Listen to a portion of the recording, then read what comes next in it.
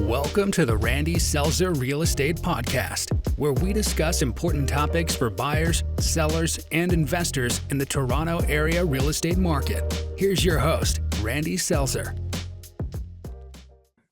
Welcome, everybody. It's rselzer here. Welcome back to my YouTube channel and welcome back to the podcast. Today, we have a very special guest who's been on the podcast before. It's Denise Pisani. She's hi, Denise. She's a well-known mortgage broker here in Mississauga, and she's actually affiliated with 3 different companies, and that's Mortgage Center Canada, Get a Better Mortgage, and her own company, Mortgage in the City. Welcome back, Denise. Nice to see you. Thank you. Thank you for having me, Randy. We were just talking briefly the other day that how busy everybody is, even though, well, we're all busy because of Christmas coming up. Mm-hmm. But the real estate market, I don't know, man. Like in a typical year, from December the 15th on to about January the 15th, there's not much going on in a typical year. Mm-hmm. Usually, if you look at the stats, it's the same every year. It basically drops off a cliff and there's very little activity. Not this year. For some reason, the beat goes on. I don't know what else to tell you. A wild ride. That's all I can say. Yeah, for sure. It's crazy. I was looking at a house. I have a client up in Lisgar, Northwest Mississauga, and they were curious about a house that's just around the corner from where they live because they're considering selling. And this house came on the market about a week ago. It's 2,450 square feet. Okay, so it's just an average sized house. It was just recently completely renovated, and it has a basement apartment. 2,450 square feet.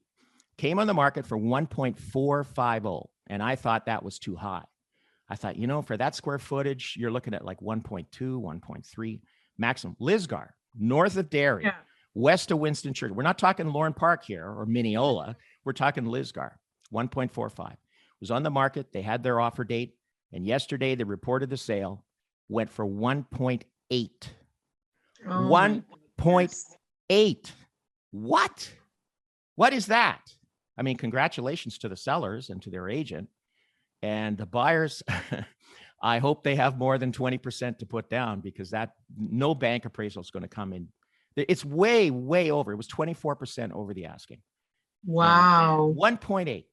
Yeah. And the last few in the area haven't sold that for that high? 1.4, 1.35. There was one that went for 1.5.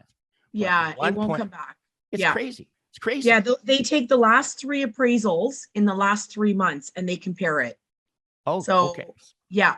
So if they don't, if it's comparable to the exact house that sold at 1.5, yep, and it was only a month ago, yep, they might have issues. Good luck. I hope they got a big down payment, like $1 million down payment. But that's crazy, and that's in the middle of December. And I don't know if I mentioned that's a corner lot too. They have no backyard. It's a side yard for 1.8. What is going on? Oh my goodness. Yeah, there's just not enough inventory out there, Randy. There's nothing. Until people start listing their homes more and there's more inventory, this is going to just keep happening. So I don't know what's going on here. I've got 3 clients on hold right now that want to sell their house, right? But they're frozen because they're worried that they won't be able to find the house that they want to move to next. So they're all saying, well, we're not going to list our house because everything that we see, there's 12 offers on it. And what if? Yeah, but if everybody's thinking the same thing, then no houses are going to come on the market. I totally agree. Yeah. That's the thing. So, same thing with buyers. I've got somebody who wants to buy a condo in Toronto. I could only find them 2 in their price range in downtown, C01, C1. Yeah. 2. And here's a little bit of other news that came out yesterday. That's kind of just off topic a little bit. There was a press release yesterday. There's all the condos that are being built around Square One. One of them is called the Exchange District Condos. It's by a company called Camrose Felcorp. And they're building 4 towers on the south side of Square One. Okay, big tall ones. One of them, I think, is 72 stories. They're huge.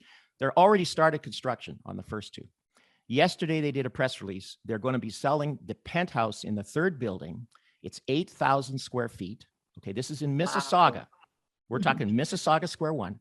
8,000 square feet, asking price $15 million for a condo. We're not talking Yorkville. We're not talking downtown. This is Square One. Now, good luck to them. Okay, it's a little under $2,000 a square foot. Oh my goodness. $15 million at Square One. That's crazy. Who's going to buy that? I don't I'd know. I'd like to meet the person that buys that. That's for sure. So would I. Maybe Drake. There you go. He'll want to live in It's like, Mississauga. it's like the rule book has been thrown out. The playbook has been thrown out in the market that we're in. And I just keep getting surprised over and over again when you've got a 2,400 square foot house in Lisgar going for 1.8, and now a developer's going to try to sell an 8,000 square foot condo, which is amazing enough, in Square One for 15 million bucks. Like, what is going on? Yeah, so that's the state of the market. I mean, in the good old days, and these days, when you're working with a buyer, they would go out and typically, if you're making an offer on a property, whether it's a house or a condo, you would have conditions in that offer. If it's a house, you would typically have a condition on a home inspection and a condition on finance. If it's a condo, you would have typically a condition on status certificate and a condition on finance. Nowadays, with all the bidding wars, if your buyer wants to have a chance or even to be in the game to win that bidding war, they have to go in firm. That creates some problems. Yeah. So anyways, I thought today we might talk about sort of just the risks and the protocols and on how we do offers today, and what does a pre-approval mean from the bank or from the lender, and what are the risks if you go in firm without a condition on finance. What can happen? What should you be aware of? Would you like to talk about that today? Yeah, for sure. This is an excellent topic, and it just fits today's market. So it's perfect. Yeah. Perfect. So where do you want to start? I mean, we could, again, back in the old days, in a typical balanced real estate market, there was always a condition on finance. Well, maybe, so we'll back up a little bit. So maybe people listening to this have not made an offer. It was just normal. It's normal practice to put 5-day condition. Yes. When you purchase a home. Right. So clients have 5 days. Right. To arrange their financing. Correct.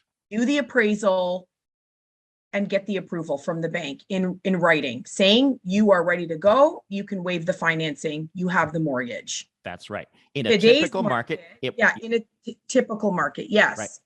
Today's market, it's impossible because when you've got 20 people bidding on the same house, obviously the vendors want to take the best price. Right.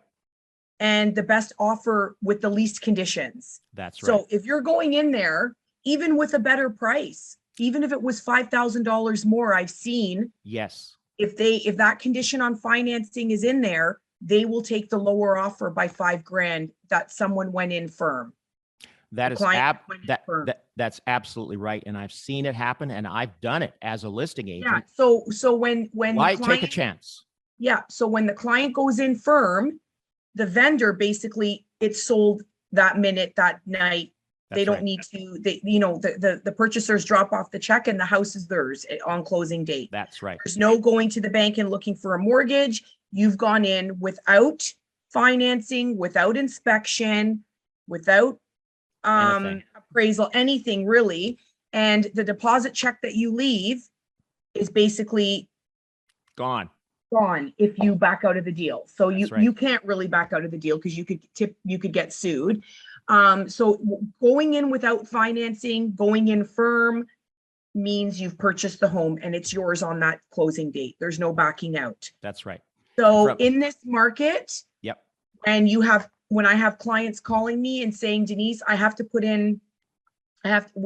putting in an offer in tonight, but we can't put any financing. There are clients and files that I review, and I'm 100% certain everything's going to be good. They don't need to go in with financing because, they've got 20% plus down. Right. They're solid. I've done all the background checks. Everything's perfect. They don't need to go in with a financing condition.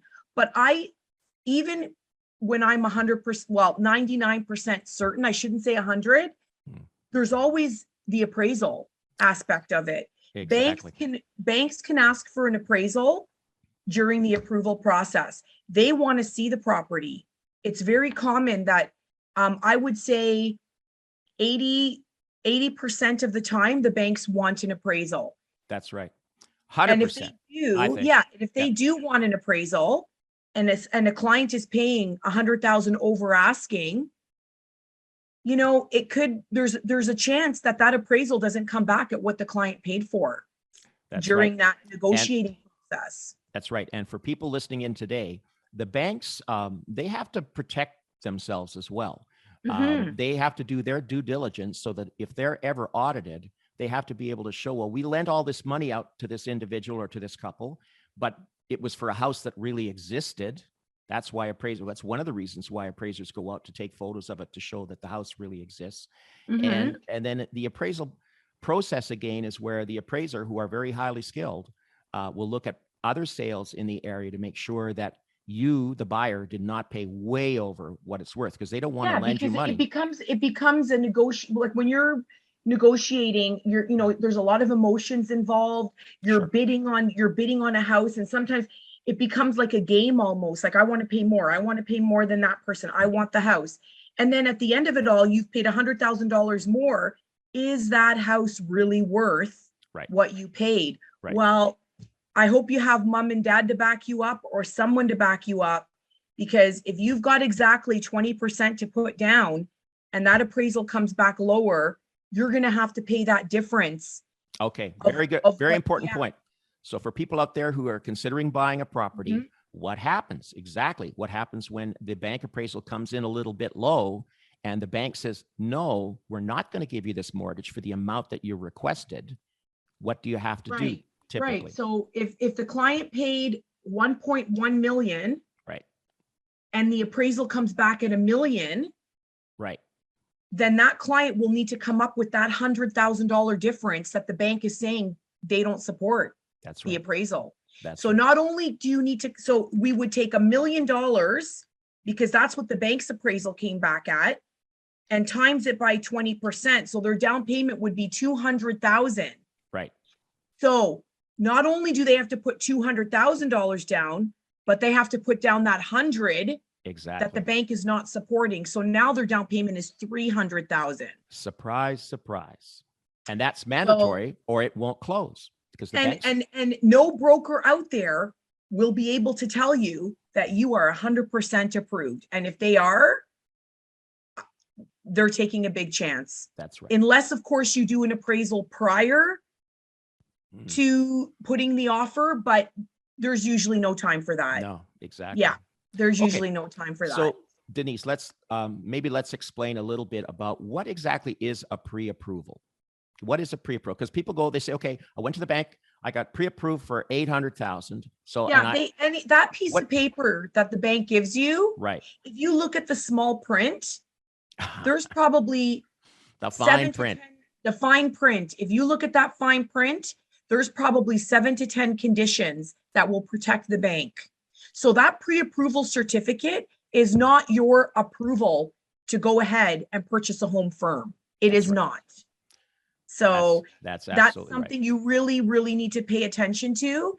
And most banks, I'm sure some do, but most banks, when you go in there and get a pre-approval, you're not giving the paperwork involved for a pre-approval. It's just verbal. I make 50,000, my wife makes 70,000, or vice versa. We get this much. I have a part-time job where I'm making 20,000. The bank doesn't actually verify if that $20,000 is able, if we're able to use that $20,000 as income. It doesn't, that's fine and dandy that you're making that money, but you could have started making it 3 months ago. And if that's the case, we can't use it. If it's part-time income that's not guaranteed, then we can't use it. So you would have told the bank, I make 50,000 full-time and 20,000 part-time, and the bank took it as 70,000 income. Well, you know what? And then they've given you a pre-approval to say we were able to use $70,000 in income, go out and buy your house. But when you bring that paperwork back with the offer, well, guess what? You just started that part-time income and it's various hours. We can't use it. Yeah, absolutely. So you went and bought a home firm, maybe. Usually these days. Yeah, in this market, and there's problems. So what you're saying is you better have your ducks in a row. You better. Yes. And that any pre-approval is usually contingent upon supplying paperwork, supplying proof of income, other things like that. obviously you've done a credit check at the very beginning. So that's Right. taken Like care of. I've been doing this, Randy, as you know, for a very long time, over 20 years. You started And young. I still, know. when a client comes up to me and says, can I go in firm? Like, even with my experience, you're taking a chance. There's Yes. always that Every small time. chance. But you know what? If you've got to have a plan B in place. And that's what I tell my clients if they need to go in firm, because a lot of my clients are going in firm, but they must have a plan B. Okay. If we can't get it done at the bank, can we go to a B lender? Okay. If that's okay with you, then you can go in firm. Or if a B lender is not available because you're putting less than 20% down, then can mom and dad back you up as a co-signer? Right. So there always has to be a plan B. And if you have a plan B, yep, then by all means, let's go in firm. Yep. Okay. So let's go through an example, taking what we talked about before. They buy they buy a house for 1.1 million, and the appraisal comes in a bit low. The appraiser says, no, it's only worth 1 million. You got to come up with an extra 100 grand. Okay. They've got 200 to put down, but they're short 100 grand. What would be, now the panic sets in, right? And and people need to remember that an accepted offer is a firm and binding contract. When we're talking about resale properties, there's no cooling off period. If the seller accepts your offer, it's done. You just bought yourself a property. So what would you do if somebody calls you the next day and you find out that, wait a minute, the appraisal came in low. These guys got to come up with 100 grand before closing, which is a couple of months away. The bank of mom and dad is not there. Their parents are not in a position to loan them that extra 100. What would you suggest? Where would they start? What should they do next? I know it's a tough kind of open-ended question. Yeah, this is a tough one. They're in trouble. Yeah. They really are, because we can't place private mortgages behind firsts anymore. That's right. The government removed that years ago. Yeah. So in the years ago, it would be no problem. We'd give them a first mortgage at 800. Right. 1 million minus 2 is 8. Okay. And then that 100,000 they were short. Second mortgage. We would do a second mortgage, but that's not possible today. Okay. So they're in trouble. Okay. So that's a big one. They got to find that 100 grand. But if these people bought for 1.1 million, and they had 500 to put down, okay, then these people are good, because we would take 1 million, and now instead of 500, they're putting 400. That's right. And then that extra 100 is going towards their, go. You know what? People are going to, like, my clients would be like, oh my gosh, what happened? We wanted to put 500 down. Well, during that bidding war, you loved that house for 1.1 million. So don't worry about it at this point. You bought it for 1.1 in your mind. Right. That's how much it was worth to you. So that's what you paid. Yep. So even though the bank's opinion or the appraiser's opinion is 1 million, it's just the appraiser's opinion. Your opinion was 1.1. So, that's what you bought your house for. Now you're putting 400 down. So your mortgage is going to be 6 instead of 5. That's right. Right. So they're okay. They're okay. So they're okay. These people are fine, but it's the people that have the clients that have exactly 20% to put down is where it's going to be an issue. Now, I'm sure there are ways to figure it out, but it's going to cost a lot of money. Yep. There's going to be a lot of fees, a lot of expenses. Yep. And their best bet, even if mom and dad can't help them, or grandma and grandpa, then siblings, then we've got to be really creative. I've been asked a couple of times over the years, could we get a second appraisal done, get a different appraiser to go in? Maybe. Yeah, that's true. Yeah, you could do that too. We can ask for a second opinion. That's going to cost money. Right. It's going to cost you another appraisal. Right. So you're looking at between $400 to $500. Yep. If the appraisal comes back within the same, you've got to pay it. That's right. But if a different appraiser comes back and appraises it at a ridiculously different amount, then we can obviously fight back for some money. But we're talking, but they've all gone to the same schooling. It's the same. I went through that at least once with somebody, and the second appraisal came back identical to the first one with a different appraiser doing it. So And they didn't even know. They didn't even know. Yeah. That's right. So so there are risks involved. Absolutely. And and you know what, Randy, like I know it's a scary topic, but all in all, sorry. I like from what I see out there, and maybe there are a lot of people who are getting declined. The majority of people do get approved. The majority, I think there's with a reliable realtor. They're going to want to see the pre-approval. They're going to want to make sure. And a lot of realtors do work with really great mortgage brokers great banks. Usually it's the mortgage brokers because we work the same hours as a realtor. So obviously realtors want to work with someone that they can get a hold of 9 o'clock at night. Banks aren't open 9 o'clock at night. So I do have my realtors calling me 9, 8 in the morning, 10 at night, Saturday, Sundays. We're ready to put an offer. Can you crunch these numbers before we go in firm? You know, like if you're working with a good team of professionals, I don't see it very often in my world anyway, but I'm sure there are a lot of clients out there who have gone in firm and haven't gotten financing.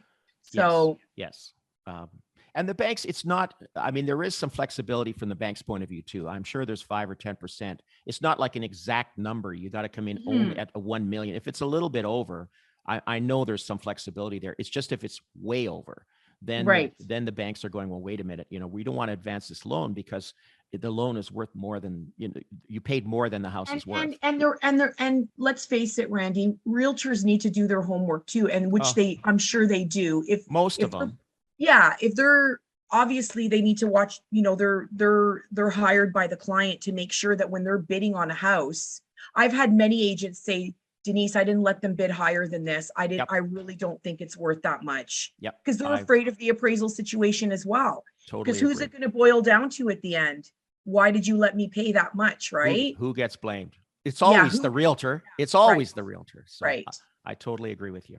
Right. So the realtor needs obviously does, and the real estate agents I work with always say to me, Denise, I didn't let them bid more than this because I don't think it's worth that much. And unless the client says, listen, I want this house and I've got the money to pay the difference if the appraisal doesn't come back, then, you know, it's in the client's hands at the end of it. Right. I agree with you. I find that the most reckless that people get is usually if they've lost out on a couple of other previous offers where they didn't get it. They came in second, they came in third, whatever. They didn't get that house. And now they're almost like desperate, like whatever it takes, we're going to get this one because we don't want to go through this again. Well, especially if they've sold and now they're in today's market. Today, Randy, everyone's selling first. That's the rule of thumb, right? Like sell first. Or buy first. I think buy first right now. There's no inventory. In the old days, I used to always say sell first, but buy first right now. So it's a very, very stressful time in real estate, especially for buyers. But a lot of the stuff you said this morning is absolutely true. I've done it where, and in terms of conditions, it's so difficult to put in any kind of condition. I've done it myself where I'm the listing agent. Everyone's doing the inspection first, or the inspection reports are available. Right. Or no inspection. And that's another thing we won't talk about today, but you know, if you're buying an older house, again, if you're in a bidding war up against 12 other people, if you put in a condition on house inspection and the other 11 do not, guess what? You're not going to get that offer accepted. No way. Because from the seller's point of view, they would rather take an offer that's 10,000 less than yours, but it's firm. There's that because, you know, why take the chance? And I mean, there's all sorts of tricks that agents do now. A very successful thing that I've been using and that some agents do is the good faith deposit. In the old days, when you would show up in person, it was a great idea to bring that bank draft with you, fully made out, where the buyers get it from the bank. You deliver it in person to say, hey, there's not going to be any buyer's remorse in the morning because here's the deposit check. We're giving it to you in person. You accept our offer and you've got the deposit. It's done. Right. Yeah. Nowadays, everything's just done online. But even then, you take a picture, you get your buyer client to go to the bank, get the bank draft made out. It's payable to the listing brokerage. You take a picture of it with your phone and you include that photo with the offer to say, hey, my guys, my buyers are serious. They've gone to the trouble and the expense of getting a bank draft and it's ready to go. It's just a little thing that sometimes gives you maybe a little bit of an edge. Sort of off topic there, but that's another strategy that a lot of good agents will Yeah. And letters I'm finding a lot of my buyers are writing these emotional letters to the vendors. Okay. Yeah. And they're getting houses that way too. Like we just got married. We want to start our family in this beautiful house. La-di-da-di. That's nice. Yeah, I've had a few. That's real old school. That goes way back. And you know what? I've had another client that they did a video, like the agent took a video of them telling their little spiel. Why didn't I think of that? That's a great idea. And they got the house. They got the house with the video. Denise, I'm writing that one down. That's a great idea. Yeah. I've never thought of that. And just present hi, again, here's our baby. We're just a growing family. And this. Yeah. Great idea. You know what? It pulls at the vendor's heartstrings. Yeah. And when they physically see the person, it's easier for, bottom line dollars matter too. But if it's a really close call or close running. Let's sell to that nice young couple with the baby. Yeah. That's a great idea. Wow. Yeah. Thanks for coming on the podcast and on the show today. I know, right? I'm writing that one down. That's a great idea. All good. But there you go, folks. So making offers these days, it's not a typical situation. It's not a typical real estate market where you have safeguards built in the way of conditions where you could back out if you can't get your financing, or you could back out if the home inspection came in with issues that you didn't anticipate, or you could back out if the status certificate has some big problems where there's no money in the bank at a condo, that kind of thing. Nowadays, when you're in a bidding war, if you want to have any chance at all to win, if you're up against even 2 or 3 other people, you pretty much have to go in firm. So listen to what Denise said. It is so true. If you're pre-approved, that's great, but that's not the final word, because it's not just you that have to get pre-approved. The transaction has to get pre-approved. Yeah. It's not just the covenant, the people, the income, the credit, it's the house, the house itself. And the banks are very conservative, pretty much. They're very conservative, and they want to make sure that if they're giving you a big whack of money, a big mortgage loan, they want to make sure that it's for a valid and another thing too, Randy, that clients need to be aware of too is condos. Yes. And the status. Yes. And to make sure, because a lot of people are scrounging and looking for the cheapest condos out there. Right. And some of them are in buildings that CMHC will not mortgage. So here's another good one. Yeah, yes. That's really something to you got to make sure that you call your broker or your bank and make sure that they call CMHC or Sagen. Sorry, they've changed names. I can't get used to that. Yeah, or Sagen to find out whether they're mortgaging that specific building, because buildings for 400,000, 450, why are they so cheap? Right. So we've got to, I've been making a lot of phone calls before my clients are putting offers in some buildings that are cheaper with higher maintenance fees to make sure that the status that the insurance companies are insuring them. Yes. That's a little known fact. Now we're getting into advanced mortgage lending here, because that's a little known fact that there are some condos out there, and I don't want to scare people because most of the newer condos are fine. Most of anything built in the last 10 or the last 20 years is usually fine. It's usually the older condos that go way back into like the 1980s where they may have run into some trouble. And yes, there is a blacklist. There are some. I don't think you can find it online where CMHC will say, well, these are the condos we're not going to. No, we have to phone to see whether they've mortgaged them in the last year. Yep. And even some buildings in Mississauga, new ones, I won't mention the name. I've been getting a lot of clients. There's Kitech plumbing. So that's not a problem. We can still work around that for the mortgage, but it needs to be, the lawyer takes back a holdback on closing to make sure that it's fixed, usually about a $5,000 holdback. So that needs to be changed. Okay. For people listening today, and especially if you're on YouTube, if you want to know all about Kitech plumbing, which is another big issue, that many people do not know about.